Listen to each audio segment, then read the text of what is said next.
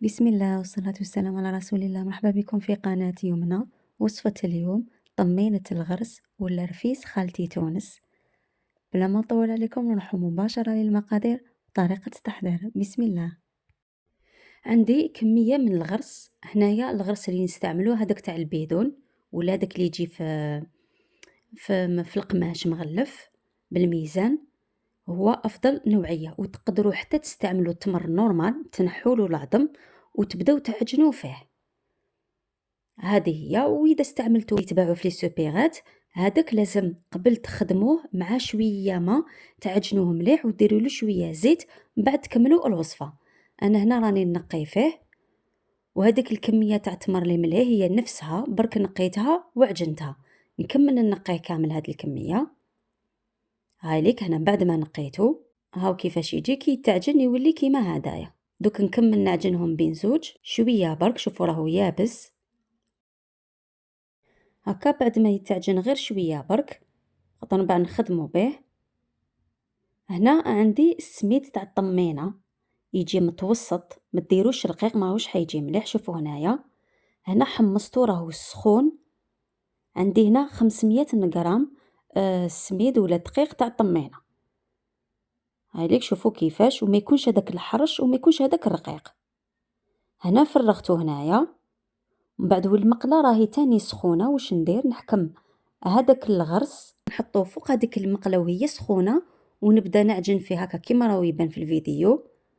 شوفوا دوكا هذاك التمر يطلق كامل هذاك العسل ديالو كي تقيسو سخانه. شوفوا كيفاش نعجن هكا غير شويه راح يطلق كامل. شوفوا راهو يبان في الفيديو تمتم يتعسل معاكم بلا ما تحطوه فوق النار. برك تكون سخونه راهي حتكفي. هذا ما كان. دوك تشوفوا نوري لكم كيفاش يولي معسل. شوفوا كيفاش يطلق كامل روحو. شوفوا هنا كملت خلطتو حتى المقله كامل بردت معايا. شوفوا هو كيفاش طلق كامل روحو. دوك في هذه المرحله نروح نجيب الزبده. هي من الافضل تستعملوا الزبده ماشي مارغارين، واللي ما عندوش زبده عادي. هنا شوفوا استعملت 150. سخنت كاسرونه وحطيتها ومن بعد طفيت عليها وقعدت نحرك حتى دابت هكذا. شوفوا ندير غير شويه قسم ما يتنحالي ومن بعد نريكوبيريه نحطو داخل هذيك الصحفه. شوفوا كيفاش هكا ونبدا نخدم فيه هكا. راني نلم فيه بالزبده باش يسهل لي نرفدو ونعاود نحطو مع داك السميد.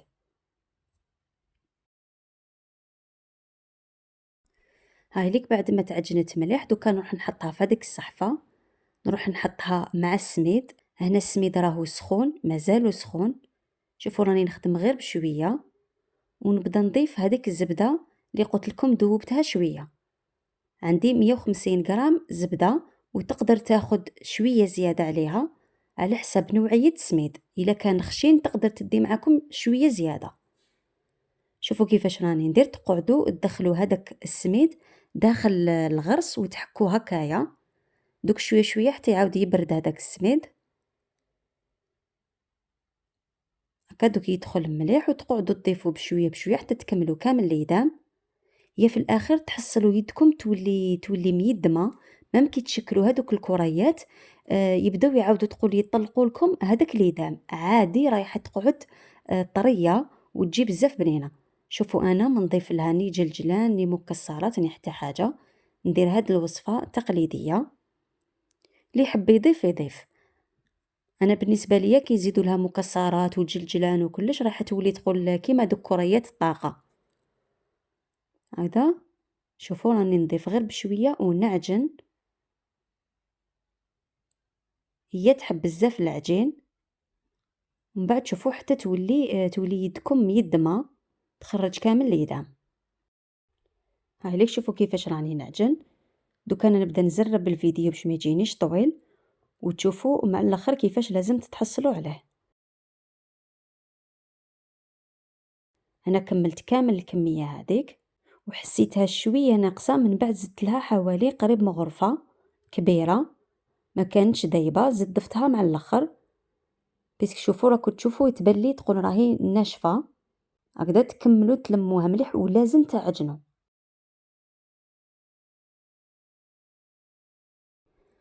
هاي ليك هنايا مازالني نعجن، عجنت تقريبا واحد ل5 دقايق وأنا نواسي هكذا. كي تكونوا تخدموا فيها تحسوا القوام اسكو راهي ناقصة ولا لا. هنا شوفوا درت 150، دوكا زدت هذه المغرفة، هاكا السما درت 150 غرام وزدت مغرفة زبدة مع الآخر، وزدت كملت ومن بعد لقيت خلاص راهي ما راهيش مخصوصة.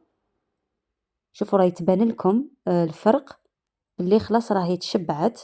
وكي تبداو تشكلوا الكريات يعاود يخرج هذاك الإيدام عادي، تسمى يدي واش يسحق ويعاود يطرح هذاك الزائد تاع الإيدام. هاي ليك هنا خلاص سي بون، ما نزيدلهاش. شوفوا راهي طرية، دوك نشكلها. شوفوا يديا راهم تقول فيهم الإيدام، هنا تقول تحبسوا سي بون. وكي نبدا نشكل فيها كريات تاني رايحة تطرح، يعني تعاود تزيد تخرج هذاك الإيدام الزايد.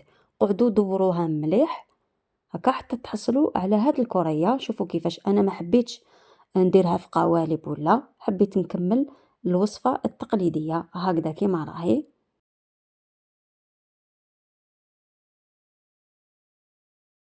عاشو كي تجيو دوك تشوفوا طرية لداخل. نكمل لنا نشكل كامل الكريات بهذا الشكل، من بعد نوريه لكم في طبق التقديم. شوفوا هنايا دوكا ندوقها معاكم. شتو يدي راهي معمرة بالهدام عادي، خاطر قلت لكم تعاود تخرج هذاك الزايد. شوفوا وتقعد طرية. وهنا شوفوا راني نقرب لكم باش تشوفوا السميد هدايا جاي متوسط. كي تاكلوه تحسوا بهذيك القرمشه. انا نحبها هكذا. وكي ديروه بالدقيق الرقيق والله ما راح تجي بنين.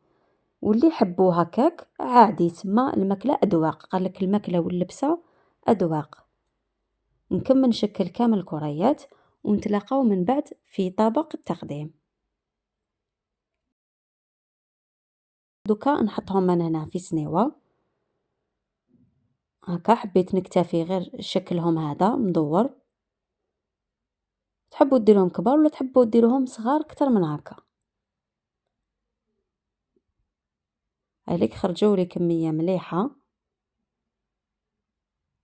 ودوك نقسم معاكم وتشوفوا.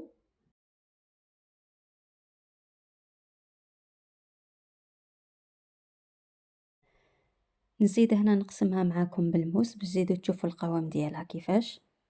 شوفوا تبان طريه. هاي كيفاش تجي لداخل. وفي الاخير ان شاء الله يكون عجبكم الفيديو، ونتلاقاو في فيديو واحد اخر مع وصفه جديده ان شاء الله. سلام.